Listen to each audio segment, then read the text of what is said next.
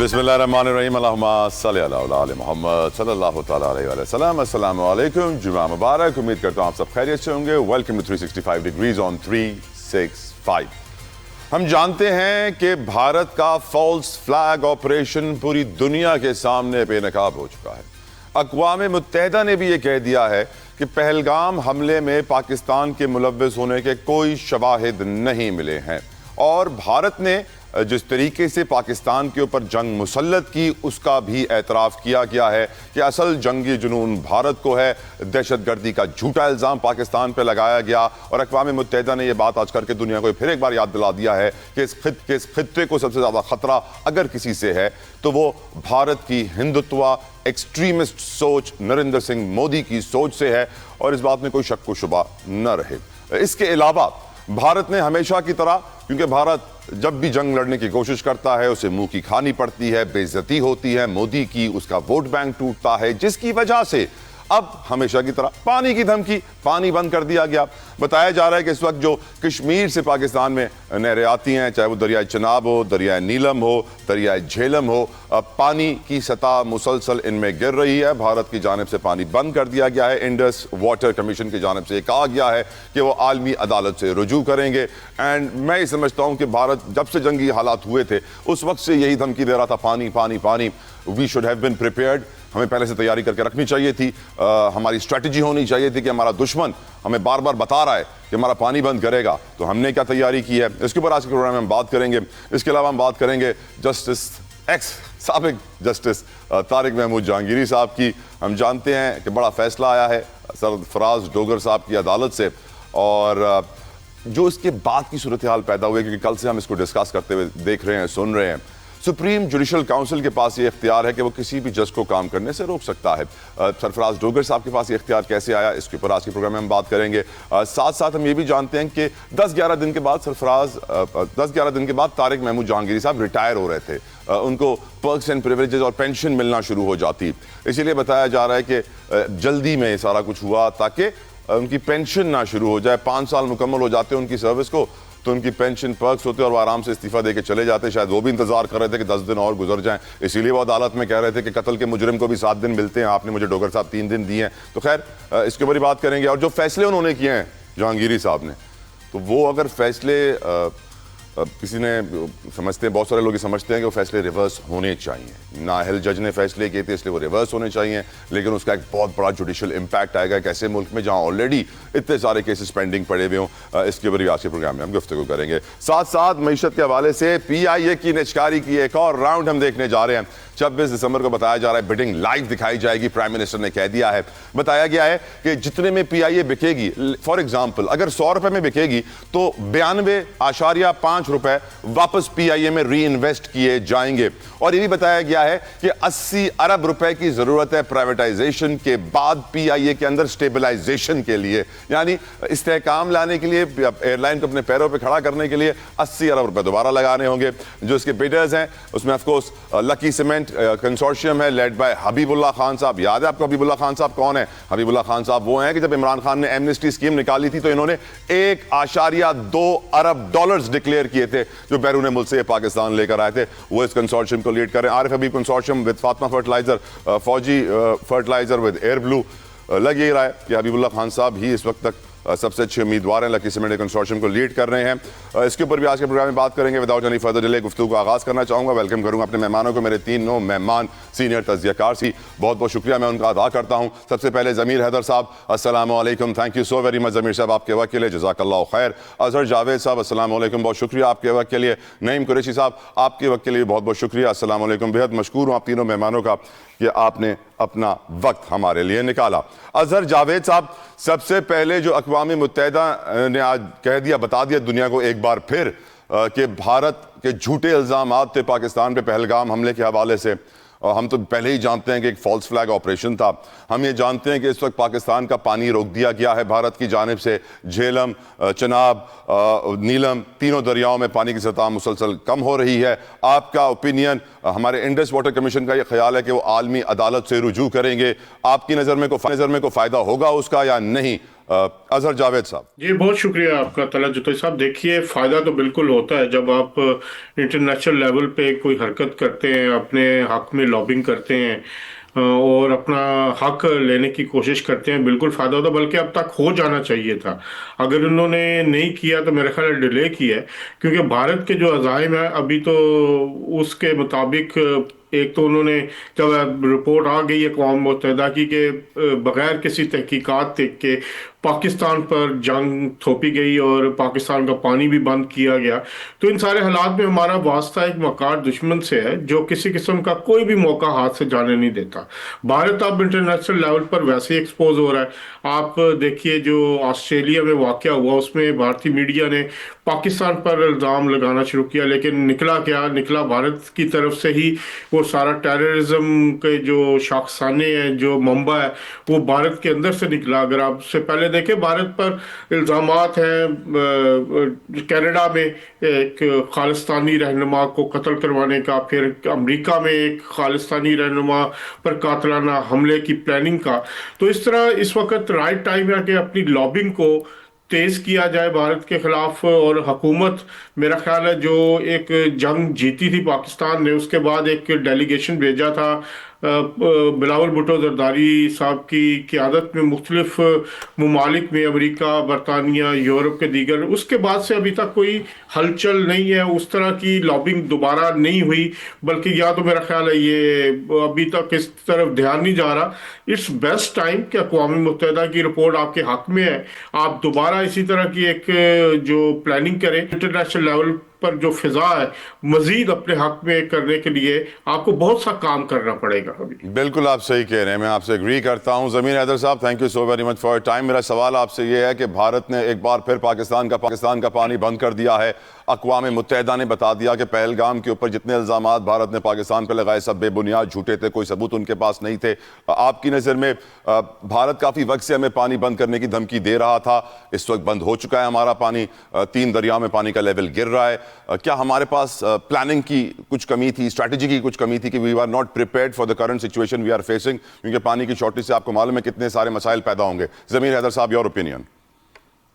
बहुत बहुत शुक्रिया। देखें, एक तो ये कि आपको याद होगा कि जब ये पहली दफा थ्रेट दी थी इंडिया ने, और उसके बाद यूनिलेटरली उन्होंने जो इंडस रिवर से मतलब जो पैक्ट है उसको उन्होंने रिवोक कर दिया यूनिलेटरली, जो कि बेसिकली इंटरनेशनल कन्वेंशन के तहत वो कर नहीं सकते थे। और उस वक्त भी पाकिस्तान की तरफ से यही जवाब दिया गया था कि अगर आप पानी बंद करेंगे तो उसको भी हम जंग ही तस्वुर करेंगे, और फिर उसका भी जिस तरह जंग में जवाब दिया जाता है उसी तरह देंगे। लेकिन हैविंग सेड दैट, हमारे पास इंटरनेशनल फोरम्स मौजूद हैं। इंडिया जो है वो किसी भी तरह किसी भी फोरम पर स्टैंड नहीं कर सकता अगर आप इसको एक अच्छे तरीके से रिप्रेजेंट करें, क्योंकि ये अंडर इंटरनेशनल कन्वेंशंस जो है ये मुआहदा हुआ था। और दूसरा, फिर अगर आपको याद होगा तो चाइना ने भी कह दिया था कि अगर पाकिस्तान का पानी आप बंद करोगे तो उसके ऊपर अपर राइपेरियन पे वो बैठा हुआ है और वो भी आपका पानी बंद कर सकता है। तो ये मेरा ख्याल है कि इंडिया को ये बातें समझ लेनी चाहिए कि जिस तरह उन्होंने मई में शिकस्त खाई तो इस मामले में भी वो शिकस्त खाएंगे। अब अगर उन्होंने बार बार शर्मिंदगी उठानी है तो मेरी समझ से बाहर है, लेकिन इंटरनेशनल फोरम्स आप जो है बाकायदा इंटरनेशनल कोर्ट ऑफ जस्टिस में जा सकते हैं। आपको जाके वहां पे ये अपना केस बहुत स्ट्रांगली प्लीड करना चाहिए। अंडर इंटरनेशनल कन्वेंशंस आपका राइट है, भारत पाकिस्तान का पानी नहीं रोक सकता। जमीर साहब, हमें याद है बिलावल भुट्टो जरदारी साहब की स्टेटमेंट कि अगर हमारा पानी बंद किया तो इन नहरों में खून बहेगा। फिर हमारा पानी इस वक्त बंद किया हुआ है, हम देख रहे हैं, मॉनिटर्स हमें बता रहे हैं इस वक्त कि तीनों दरियाओं में पानी का लेवल बहुत स्पीड से गिर रहा है। What can we do right now कि हम फौरन से पानी खुलवा सकें, या फिर वो पानी जमा करके छोड़ेंगे ताकि सैलाबी सूरत हाल हो? नहीं, ये देखिए, अब पानी तो उन्होंने रोका हुआ है ना। We can not actually physically go on that place, और आप वहां पे जाके स्पिलवेज खोल रही हैं तो फिजिकली हमारे लिए पॉसिबल नहीं है। इसके लिए सिर्फ और सिर्फ इंटरनेशनल फोरम्स पे आवाज उठाने की जरूरत है। और फिर आपको अपना केस, मुझे जो आपके पास देखें एक रिटन डॉक्यूमेंट आया था इंडियन गवर्नमेंट का, जिसपे उसमें जो सोशल मीडिया पे सर्कुलेट हुआ था कि इंडिया ने रिवोक कर दिया हुआ है वो पूरा जो Indus river system I hope it is Indus river system authority. तो वो जो मामला है, आपको वो उसी वक्त आपको इंटरनेशनल कोर्ट में लेके जाना चाहिए था। मेरे ख्याल में हम लेके भी गए थे, लेकिन उसको रिगरसली फॉलो अप नहीं किया गया प्रोबेबली। अब इट्स हाई टाइम कि आप उसको मतलब फौरी तौर पर इंटरनेशनल कोर्ट ऑफ जस्टिस पे लेकर जाएं, बिकॉज ये सिर्फ और सिर्फ पानी बंद नहीं किया जा रहा, ये आपका पूरा इकोसिस्टम खराब करने की बात हो रही है। और सिर्फ इससे पाकिस्तान मुतासर नहीं होगा, इससे पूरी दुनिया मुतासर होगी। इससे आपको मालूम है कि ग्लोबल वार्मिंग का इशू है, और अगर आपका पानी नहीं आएगा, आपके जंगल सूख जाएंगे, और फिर मतलब एनवायरमेंटल हैजर्ड्स। ऐलान जंग है सर, ऐलान जंग है। बिल्कुल ऐलान जंग तो है ही है। तो ये मेरे ख्याल में कि भारत को खुद रियलाइज करना चाहिए कि ये इतने सालों बाद जो है इसको रिवोक करने की उसकी एक तो हिम्मत नहीं होनी चाहिए थी, और दूसरा ये कि ये इंटरनेशनल कन्वेंशंस के भी खिलाफ है। India can not do this. अगर चाइना भी अगर यही काम कर देगा तो फिर इंडिया क्या कहां स्टैंड करेगा? बिल्कुल ठीक सर। कुरैशी साहब, स्पिलवेज खोलने का जिक्र किया अभी जमीर साहब ने, मेरे दिल में ख्वाहिश उठी, आपके सामने रख रहा हूं। हमारे सर फाइटर पायलट्स कम नहीं है, वो जाएंगे, एक दो मिसाइल गिराएंगे, खुद ही स्पिलवेज खुल जाएगा, पानी आना शुरू हो जाएगा। हम कितना वक्त बर्दाश्त करेंगे और डिप्लोमेसी के ऑप्शंस पे गौर करेंगे? और पानी अगर कम होना शुरू होता है, जो इस वक्त कम हो रहा है हमारे दरियाओं में जो कश्मीर से आ रहे हैं, आपका opinion sir on the whole situation? बहुत शुक्रिया जतोई साहब। देखिए, मैं माजरत चाहता हूँ, आपकी ये ख्वाहिश पूरी होती मुझे नजर नहीं आ रही। जमीर साहब ने जो फरमाया वही मुनासिब है कि हमें इंटरनेशनल फोरम्स पर जाना चाहिए। और देखिए, ये बात बिल्कुल दुरुस्त है कि हमें बहुत पहले ये काम कर लेना चाहिए था। वर्ल्ड बैंक जो है इस मुआहदे में सालिस की हैसियत रखता है, और जिस वक्त ये सिलसिला शुरू हुआ था उसी वक्त वर्ल्ड बैंक को इन्वॉल्व करके ये सारे सॉरी टू इंटरप्ट कुरैशी साहब, नेतन्याहू हो ना या नरेंद्र सिंह मोदी हो, इन पे आलमी कवानीन लागू होते हैं सर? हम बिल्कुल बज़ाहिर तो यही लगता है कि इन पे लागू नहीं होते। जिस तरह से भारत की सूरत हाल है उसको देखते हुए तो हमें यही लगता है।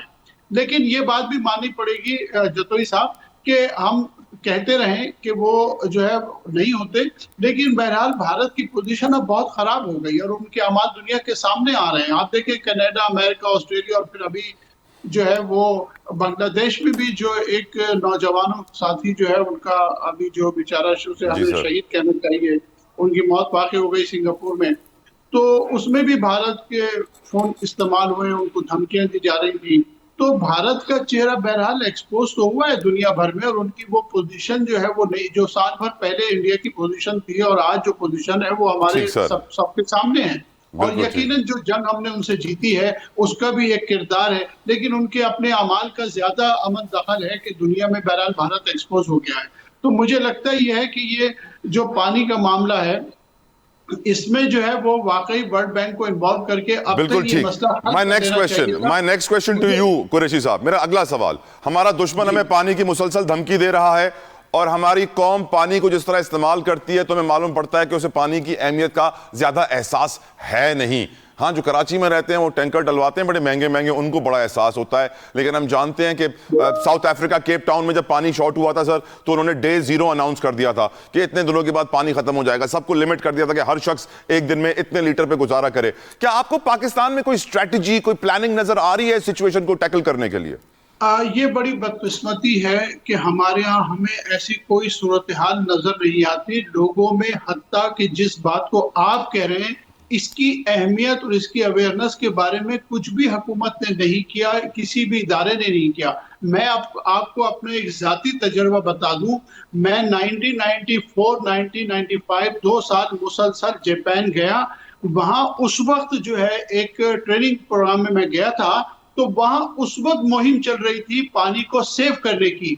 तो आप ही समझ लें ये 30 साल पुराना वाकया मैं आपको बता रहा हूँ कि उस वक्त जापान में पानी को सेव करने की मुहिम चल रही थी। बिल्कुल ठीक, वक्त कम है और इसके ऊपर मैं अपने बाकी मेहमानों से भी इस पे ओपिनियन लेना चाहता हूं। 30 सेकंड्स ईच दे रहा हूं। अजहर जावेद साहब, आपका ओपिनियन, कोई स्ट्रेटजी होनी चाहिए पानी को, वाटर रिस्पॉन्सिबिलिटी को हाईलाइट करने के लिए? सर देखिए, सबको एहसास है कि पानी बहुत कीमती है, सब समझते हैं, सब जानते हैं, लेकिन मसला ये है कि जिस तरह देखिए ट्रैफिक रूल्स का सबको पता है कि हेलमेट पहनना ज़रूरी है, आपको लाइन की पाबंदी करना ज़रूरी है, लेकिन फिर भी जब तक डंडा नहीं उठाया गया, चाहे वो कराची हो या चाहे लाहौर हो, जब तक पानी पे भी डंडा ही चालान उठाना है ना सर, नहीं। पानी पे भी डंडा ही उठाना है, वो डंडा कैसे जी उठे? जी बिल्कुल, यही मैं कह रहा हूँ कि जिस तरह चालान भेजे गए और अब मेरा ख्याल है सूरत हाल बहुत बेहतर है, इसी तरह पानी की के लिए भी पाबंदी के लिए भी हमें बाकायदा तौर पर कुछ सजाएं, कुछ इस सिलसिले में कुछ ना कुछ ऐसी चीजें करनी चाहिए। बिल्कुल ठीक, आगाही तो बिल्कुल तकरीबन हर ठीक। आदमी को है,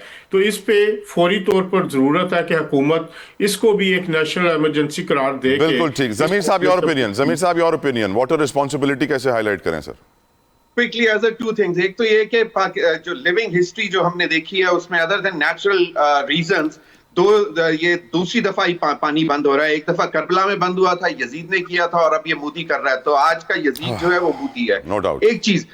दूसरी चीज ये कि देखें, इस्लामाबाद में हम रहते हैं तो यहाँ पर एक कैंपेन शुरू होती है कभी कभार, जो कैपिटल डेवलपमेंट अथॉरिटी सीडीए, कि जी जो घरों के बाहर गाड़ियां धो रहे होते हैं या फ्रिवलेस यूज ऑफ वाटर, आप मतलब आपने जो स्टेट लैंड के ऊपर पार्क्स बनाए हुए अपने खुद, मतलब घरों से एक्सटेंड करके, और उनके ऊपर आप पानी जाया कर रहे होते हैं, तो नोटिस भी होते थे। फिर इलीगल जो कार वॉश जो लगे हुए हैं बहुत सारे, उनके हवाले से भी, क्योंकि स्मार्ट यूज नहीं होता वहां पे वाटर।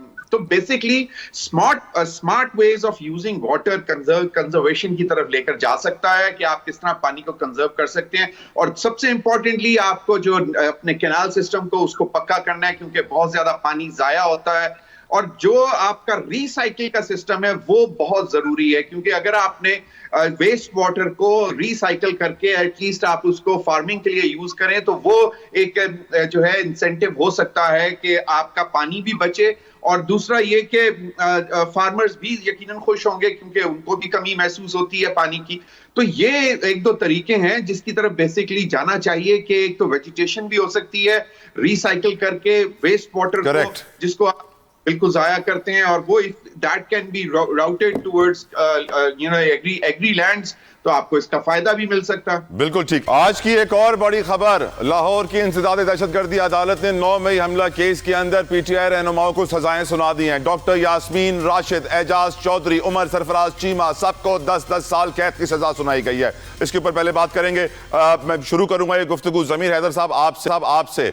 आपकी नजर में ये सजाएं जो सुनाई गई हैं, क्या इंसाफ का बोलबाला हुआ है? क्या जमहूरियत मजबूत होगी इससे? क्या मुल्क में मजीद हम डिसिप्लिन देखेंगे आने वाले वक्त में? आप इन सजाओं को कैसे देखते हैं जमीर साहब?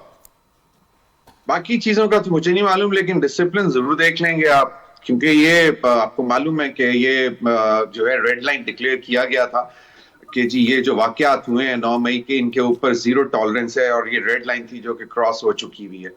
अब ये है कि क्या बाकायदा तौर पर तमाम कानून के तकाजे पूरे किए गए हैं? मैंने कभी कोर्ट रिपोर्टिंग की नहीं, ना इतना मुझे कोई कानून का इल्म है।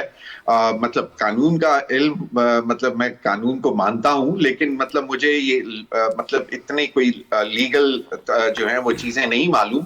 लेकिन मैं ये समझता हूं कि देखें, बात ये है कि हो गया।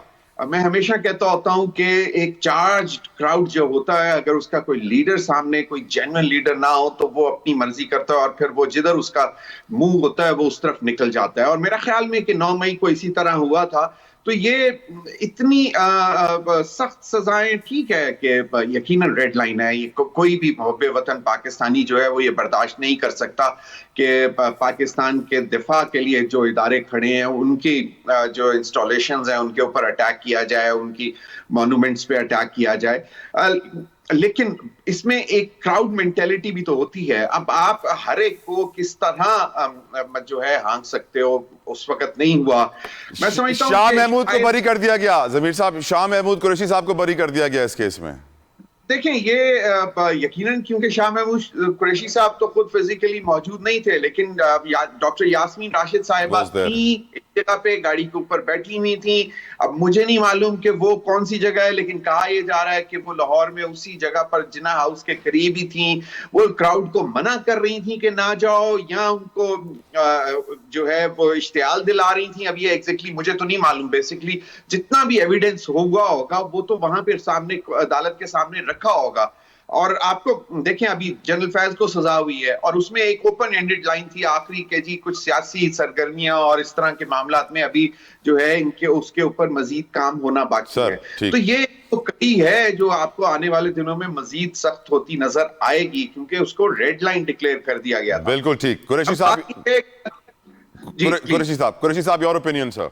देखिए, ये बहुत सैड स्टेट ऑफ अफेयर्स है। पाकिस्तान को सियासी इस्तेहकाम की ज़रूरत है, लेकिन मैं समझता हूँ कि इन सज़ाओं से पाकिस्तान में सियासी इस्तेहकाम कभी भी, बदकिस्मती से कभी भी नहीं आ सकेगा। जहाँ तक इंसाफ के तकाज़ों का ताल्लुक है, तो ये बात हम बहुत अच्छी तरह जानते हैं और हम समझते यही हैं कि इस वक्त पाकिस्तान में जो भी मुकदमात अदालतों में चल रहे हैं, उसमें इंसाफ के तकाजे पूरे नहीं किए जा रहे। तकरीबन 2.5 साल के अरसे में आप देखिए कि डॉक्टर यास्मीन राशिद का जब केस चल रहा था, तो उसमें मेरा ख्याल है कोई ऐसा वक्त कभी नहीं गुजरा कि जब हमने सुना हो कि अफसरान, जो इन्वेस्टिगेशन अफसर था, उसने रिकॉर्ड ही पेश नहीं किया। तो ये बहुत सारे मामलात हैं हमारे सामने। मैं इसे कोई इंसाफ का बोलबाला तो मैं नहीं कह सकता। मैं तो इन वाकयात को शुरू दिन से, आपको पता है कि इंसाफ का कत्ल ही कहता रहा हूँ। जिस तरह जस्टिस जहांगीरी साहब के साथ हो रहा है वो भी हमारे सामने है। तो मैं समझता हूँ कि इन सजाओं का कोई अहमियत इस एतबार से नहीं है कि इस केस में तो बहुत सारे लोग को पहले भी सजाएं हो गई हैं और ये शाह महमूद कुरैशी साहब को तो बरी करना ही था। वो तो वहां मौजूद ही नहीं थे फिजिकली। इससे पहले भी उनको जो है एक केस में जो है बरी किया गया था। तो मैं नहीं समझता कि ये इंसाफ के तकाज़ों के मुताबिक है। अजहर जावेद साहब, योर ओपिनियन सर। तला साहब, देखिए 9 मई का वाकया कोई रैंडम वाकया नहीं था। बाकायदा एक प्लान तहरीक थी और उसके पीछे जो लोग थे, जो साहब थे, वो भी अब उनकी तरफ भी उसका रुख मुड़ने वाला है। उनको एक मुकदमे में तो सज़ा हो गई और पाक फौज ने अपने अंदरूनी एहतसाब की एक आला मिसाल कायम कर दी। उन्होंने एक लेफ्टिनेंट जनरल को, एक ISI के DG को बाकायदा मुकदमा चला के उसको सज़ा दी है। तो अब 9 मई को जो कुछ हुआ वो एक बगावत की कोशिश थी। जो तमाम इशारे मिलते हैं, जो तमाम तैयारियां मिलती हैं, और उस दिन एक कोऑर्डिनेटेड एफर्ट करके वो तमाम जगह जहाँ पे फौजी इंस्टॉलेशंस थी, चाहे वो लाहौर में हो, चाहे वो GHQ हो, चाहे पेशावर हो, चाहे सरगोदा हो, वहाँ पर हमला किया। और ये चीज़ इस बात की निशानदही भी करती है कि इसके पीछे जो लोग थे, जिनका दिमाग था, वो उस दिन। अदर साहब, एक चीज ऐड करना चाह रहा था यहाँ पे, आप ही से पूछना चाह रहा था। आज एक बड़ा अच्छा बयान मैंने देखा ख्वाजा साद रफीक साहब का। वो कहते हैं कि मुल्क में जो जमहूरियत का हाल है ना, कोई किसी को माइनस नहीं कर सकता, लेकिन हाँ, हमें एक नए मीसाके जमहूरियत की जरूरत जरूर है। आप अग्री करते हैं ख्वाजा साद रफीक साहब से कि हमें एक नए मीसाके जमहूरियत की जरूरत है और कोई किसी को माइनस नहीं कर सकता? मैं पहले इसका जरा थोड़ा सा जवाब दे दूं, फिर मैं इसको जरूर आपको इसका भी जवाब देता हूं। देखिए, उस दिन जो वाकयात लाहौर में हुए, यास्मीन राशिद साहिबा की क़यादत में वो लिबर्टी मार्केट थी जहां पे लोग पहले इकट्ठे हुए, फिर वहां से प्लानिंग के तहत जिना हाउस जाया गया और वहां पर जिस तरह तोड़फोड़ हुई उसकी सैकड़ों वीडियोस इस वक्त मौजूद है। इसके ऊपर 200 प्रोग्राम भी हो चुके हैं ना अजहर भाई, इसीलिए मैं आगे बढ़ रहा था। हाँ, नहीं, आपने वो सवाल भी पूछा ना, सजा भी आज हुई। तो अभी 3 दिन पहले बरतानिया में एक ऐसे शख्स को 3 साल सजा सुनाई गई है जिसने सिर्फ ट्वीट की थी नस्ल परस्ताना, और उसने कहा था कि इन जो सियासी पनाह के लोग हैं, इनके जो होटल्स हैं उनका घेराव किया जाए। तो उसको इस बुनियाद पर तकरीबन 3 साल सजा सुनाई। तो सजा सुनाने के लिए बिल्कुल मेरा ख्याल है कि जो इंसाफ के तकाजे पूरे हुए का बोलबाला हुआ या नहीं हुए। अब बताएं, क्या नए मिसाके जमहूरियत की जरूरत है? देखिए, पहला जो मिसाके जमहूरियत हुआ था, मैं उसका गवाह था और मैंने उसको मुकम्मल रिपोर्टिंग भी की थी और उसका सारा देखा भी था। इस वक्त जो सबसे अहम बात है जो आपने की कि माइनस किसी को किया जा सकता है कि नहीं, पाकिस्तान की सियासत ऐसी है कि यहाँ पर माइनस कोई मेरा नहीं ख्याल हो सकता है। ये वक्त होता है, वक्त के साथ साथ हमने देखा नवाज शरीफ को माइनस करने की कोशिश की गई, बेनज़ीर भुट्टो साहिबा को माइनस करने की कोशिश की गई, बेनज़ीर भुट्टो साहिबा को शहीद करना पड़ा, नवाज शरीफ वापस आए, आसिफ अली जरदारी साहब को माइनस करने की कोशिश की गई। तो सियासी कुव्वतें माइनस नहीं हुआ करती। Right sir. तो ये एक बात है। और दूसरा, मिसाक के जो जमहूरियत है उसकी बिल्कुल जरूरत है। मेरा ख्याल है तमाम जमातें जो है इस पे मुत्फिक होंगी, लेकिन बिल्कुल ठीक। जो शख्स अडयाला जेल में बैठा है वो तो सियासी लोगों से बैठना ही नहीं चाहता। वो तो कहता है मैं एस्टेब्लिशमेंट के साथ बैठूंगा। अगर इमरान खान साहब आज हाँ कर दें सियासी हुकूमत के साथ, सियासी लोगों के साथ बैठने का, तो मेरे ख्याल इससे अच्छी बात कोई भी नहीं होगी पाकिस्तान। बिल्कुल आप सही कह रहे हैं। ज़मीर साहब, क्या किसी को कोई माइनस कर सकता है और क्या पाकिस्तान को मिसाक जमहूरियत की जरूरत है? ख्वाजा साद रफीक से आप अग्री करेंगे सर? देखिए, पहले जो मिसाक जमहूरियत जो हुआ था उसके अगर 100% इम्प्लीमेंट कर लेते तो शायद आज जो सूरत हाल से जो हम दो चार हैं शायद इसकी जरूरत ही ना पड़ती। और आप मेरे ख्याल में जिसने भी वो पढ़ा है चार्टर ऑफ डेमोक्रेसी, उसमें ऐसी ऐसी चीजें थी जो कि बेसिकली अभी तक इम्प्लीमेंट नहीं हुई। तो अगर वो इम्प्लीमेंट हुई होती तो फिर आप देखते कि पाकिस्तान में 2007 से लेके जब ये मुआहदा हुआ था अब तक जो है वो सिर्फ और सिर्फ जमहूरियत ही अपनी पटरी पे चल रही होती और कुछ ऐसा ना हो रहा होता, ना किसी की हुकूमतें जा रही होती, ना रजीम्स चेंज हो रही होती, ना जो मतलब आप सब जो हम देख रहे हैं वो। तो मैं समझता हूं कि नए के बजाय अगर उसी पर पूरी तरह 100% इम्प्लीमेंटेशन हो जाए, डेमोक्रेटिक फोर्सेस जो हैं वो बेसिकली अल्टीमेटली उनका एक ही फाइनल रिजॉर्ट होता है और वो होता है dialogue, to sit on table and talk it out. Parliament की सुप्रीमेसी को अगर आप यकीनी बना दें और वहां पर फैसले किए जाएं, तमाम फैसले पार्लियामेंट करे, आइन के तहत करे, आइन सुप्रीम है, पार्लियामेंट की सुप्रीमेसी को आया जाए, तो मेरे ख्याल में नए charter of democracy would be another paper. मुझे तो यही लगता है कि आप कह रहे हैं पेपर जाया ना करें, पुराने वाले पेपर को इस्तेमाल कर ले पहले। आप बिल्कुल सही कह रहे हैं। कुरैशी साहब, आपकी राय साद रफीक साहब से आप अग्री करते हैं सर? नहीं, मैं उनसे इत्तेफाक नहीं करता। क्यों? मौजूदा हुकूमत के किसी वजीर की ऐसी किसी बात से मैं इत्तेफाक नहीं करूंगा। मैं पहले भी कह चुका हूं कि ये बड़े घिसे पीटे अल्फाज हैं। मिसाक जमहूरियत, मिसाक मईशत, ये सारे घिसे पीटे अल्फाज हैं। अगर आपने उन पर अमल दरामद नहीं करना, अभी आप खुद देखिए, वो ये भी कह रहे हैं कि इमरान खान को माइनस नहीं कर सकते। बिल्कुल एग्जैक्टली नहीं कर सकते। 2.5 साल से नहीं कर सके, 3 साल से नहीं कर सके, तो अब कहां से करेंगे? बात यह है कि उनको माइनस करने के लिए आपको प्लस होना पड़ेगा और आप प्लस हो नहीं रहे हैं। मौजूदा हुकूमत किसी तरह भी प्लस हो नहीं रही है जनाब। तो बात यह है कि किसी को माइनस करने के लिए खुद को प्लस करना पड़ेगा, वो ये इनके बस की बात नहीं है। दूसरी बात यह है कि देखिए, अभी जमीर साहब कह रहे थे कि 80% अगर अमल हो जाता वो मिसाक जमहूरियत जो 2007 में हुआ था, तो गोया उस पर तो 20% भी अमल नहीं हुआ। तो जिन्होंने उस वक्त अमल नहीं किया था और आज मौजूदा हुकूमत के लोग जो कुछ कर रहे हैं, उसके बाद ये कहना है कि आइए बैठिए मिसाक जमहूरियत, तो ये मुमकिन नहीं है। बिल्कुल ठीक। 26 दिसंबर को पीआईए की बिडिंग हम लाइव टेलीविजन के ऊपर देखेंगे। पीआईए जितने में बिकेगी उसका 92.5% वापस पीआईए में लग जाएगा। पीआईए को 80 अरब रुपए की जरूरत है निजकारी के बाद अपने पैरों पर खड़ा होने के लिए। 3 बड़े ग्रुप इस वक्त सामने हैं। पहला ग्रुप है लकी सीमेंट, जिसको लीड कर रहे हैं उस कंसोर्शियम को हबीबुल्लाह खान साहब, वो जिन्होंने इमरान खान की एमनेस्टी स्कीम में $1.2 अरब डिक्लेयर किए थे। उसके बाद आरिफ हबीब कंसोर्शियम फातिमा फर्टिलाइजर के साथ, उसके बाद फौजी फर्टिलाइजर एयर ब्लू के साथ। उम्मीद की जा रही है कि इस बार 10 अरब की नहीं 80 अरब की बिड आ ही जाएगी इंशाल्लाह, और तैयारियां पूरी हैं। Let's see. यकीनन पीआर एजेंसीज और आपको मालूम है कंसोर्शियम उसके लिए भी हायर होता है और उसको भी मिलियंस ऑफ डॉलर्स मिलते हैं। लेट्स सी हमारा पैनल कितना इस वक्त ऑप्टिमिस्टिक है पीआईए की निजकारी के हवाले से। कुरैशी साहब, I will start from you. आपको लगता है सर हबीबुल्लाह खान साहब जैसा नाम यहाँ पे शामिल है तो मेरे ख्याल से 80 अरब की बिड आ ही जाएगी, पिछली बार की तरह जिल्लत नहीं होगी 10 अरब की?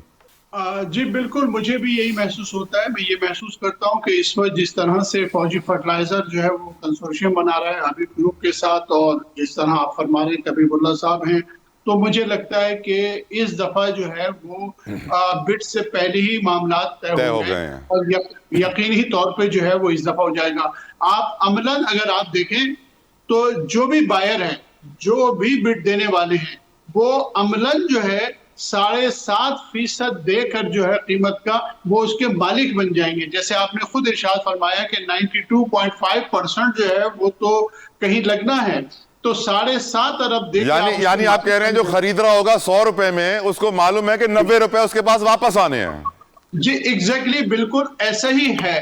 तो बस मैं क्या बताऊं आपको और क्या कहूं इस मामले में। एक तरफ ये है कि जब तक हम प्राइवेटाइजेशन नहीं करेंगे, जब तक हमारी मईशत समझ नहीं पड़े जाएगी, और हमारी जो ये मौजूदा जो इदारे हैं जिन्हें हम वाइट एलिफेंट कहते हैं, लेकिन बदकिस्मती आप देखिए कि एक ऐसा इदारा, एक जमाने में आपको याद होगा कि यूएई की जो एयरलाइन है एमिरेट्स, उसके बारे में पीआईए, माल्टा की एयरलाइन भी पीआईए, और पता नहीं पीआईए के कैंडिडेट पे तो क्या कुछ है।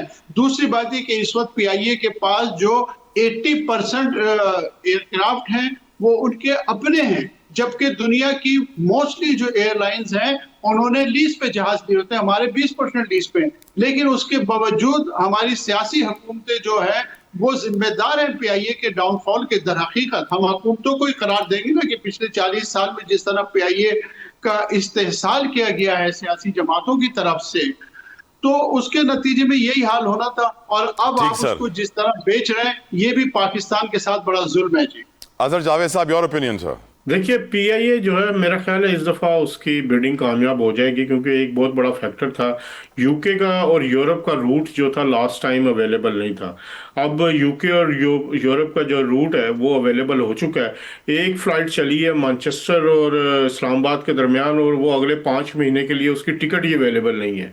प्री बुकिंग हो चुकी है। अभी बर्मिंघम है, मैनचेस्टर है, ब्रैडफोर्ड है, बहुत सारे स्टेशन ऐसे हैं जहाँ पर ये चलनी है। और जो हमारी बात होती है पीआईए वाले, कहते हैं हमारे पास जहाज ही नहीं है, और जहाज होंगे तो ये रूट भी टोटल बुक जाएंगे। तो मेरा ख्याल है इस वक्त पीआईए जो एक लाइबिलिटी बना हुआ है, पूरी दुनिया में यही होता है कि जब इदारे इस तरह की सूरत में होते हैं तो उनको प्राइवेटाइज करके उनको जो है वो हुकूमत अपना बोझ कम करती है। अब हुकूमत अरबों रुपया जो अब हर महीने अपनी जेब से दे रही है।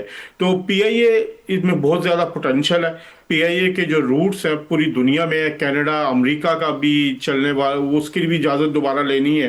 तो ये एक अच्छा और खुशाइंद अमल होगा पाकिस्तानियों के लिए। तकरीबन जो ओवरसीज़ पाकिस्तानी मौजूद हैं जो अपनी इस एयरलाइन से आना चाहते हैं, तो इस एयरलाइन की बहाली से और इसकी जो प्राइवेटाइजेशन है उसके बाद पाकिस्तान को रेवेन्यू फिर भी हासिल होता रहेगा।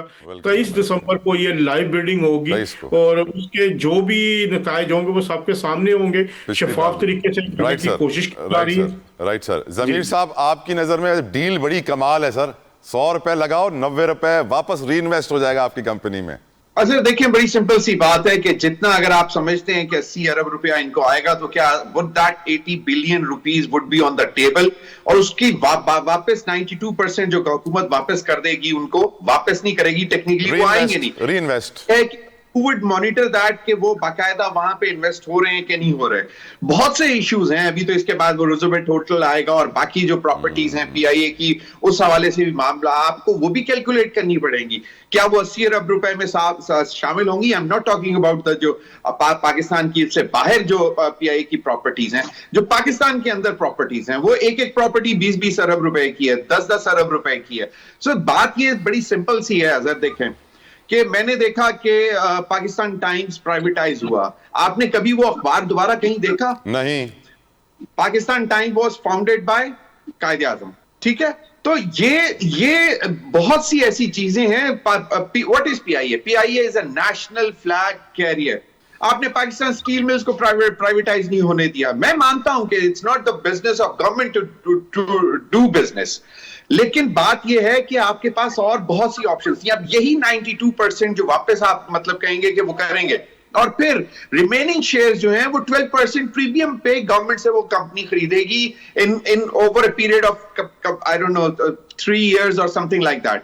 अब सवाल ये पैदा होता है कि प्राइवेटाइजेशन के सक्सेसफुल मॉडल है, यूके में बहुत सक्सेसफुल मॉडल रहा, पाकिस्तान में प्राइवेटाइज की क्यों जाता है? आपको मालूम है, मैं अब नाम नहीं लेना चाहता, कि पाकिस्तान टाइम्स क्यों खरीदा गया था और वो डंप कर दिया गया। अब ये पाकिस्तान स्टील में उसको क्यों प्राइवेटाइज नहीं होने दिया गया? क्योंकि जो है उसमें बहुत से लोगों के इंटरेस्ट है, पॉलिटिकल इंटरेस्ट है। बहुत ज्यादा पॉलिटिकल भर्तियां पीआईए में भी ऐसा ही हुआ है। लेकिन बात यह है कि इसको कम से कम इतना ट्रांसपेरेंट जरूर बनाइएगा। तो वो अगर जो पिछली दफा की 10 अरब की जो बिड आई थी, तो उन्होंने भी प्रोबेबली 80 अरब रुपए दोबारा लगाकर इसको खड़ा करना था। तो टेक्निकली मुझे इसमें कोई नजर नहीं आ रहा कि अनटिल अनलेस दैट जितनी भी बिड आएगी वो टेबल पे शो होगी और उसके बाद उसका कोई मॉनिटरिंग का कोई तरीका होगा कि बाकायदा वो री इन्वेस्ट हुआ है पीआईए में कि नहीं हुआ है। तो इसमें बहुत से सवालात मेरा ख्याल बहुत वैलिड पॉइंट उठाया आपने, को आंसर करने पड़ेंगे क्योंकि सक्सेसफुल मॉडल दिए। एमसीबी प्राइवेटाइज हुआ था, वो बहुत सक्सेसफुल मॉडल था। मतलब वो तो कोई हमारा एक दोस्त है वो कहता होता था कि अगर 1 रुपए में भी बिकता है तो पीआईए बेच देना चाहिए अनटिल अनलेस कि उसके बाद वो सक्सेसफुल जो है वो एक मॉडल सामने नजर आए। तो आई डोंट माइंड प्राइवेटाइज होना चाहिए, लेकिन बहुत सारी चीजों को देखना होगा कि सबसे importantly this is your national flag carrier. फिर क्या हमारे पास कोई और नेशनल फ्लैग कैरियर नहीं होगा ज़मीर साहब अगर ये बिक गया तो? आप कह रहे हैं कहां से आएगा? एक पंजाब एयरलाइन बनने जा रही है ना, वो अब नेशनल तो नहीं होगा, वो पंजाब का फ्लैग कैरियर होगा। आप ऐसी बातें क्यों कर रहे हैं सर? खैर मैं समझ सकता हूं आप क्या कहना चाह रहे हैं between the lines. Thank you so very much. It would be a national airline, but the flag would be of Punjab. नाम लग जाएगा ना बिल्कुल पंजाब। ठीक, बिल्कुल ठीक। थैंक यू ज़मीर हैदर साहब, थैंक यू अजहर जावेद साहब, थैंक यू नईम कुरैशी साहब। इस उम्मीद के साथ कि पीआईए की प्राइवेटाइज होने के बाद भी पाकिस्तान के पास एक नेशनल फ्लैग कैरियर रहेगा। आपसे इजाज़त लेते हैं, इंशाल्लाह जल्दी मुलाकात होगी फिर से। अंटिल देन अल्लाह हाफिज़।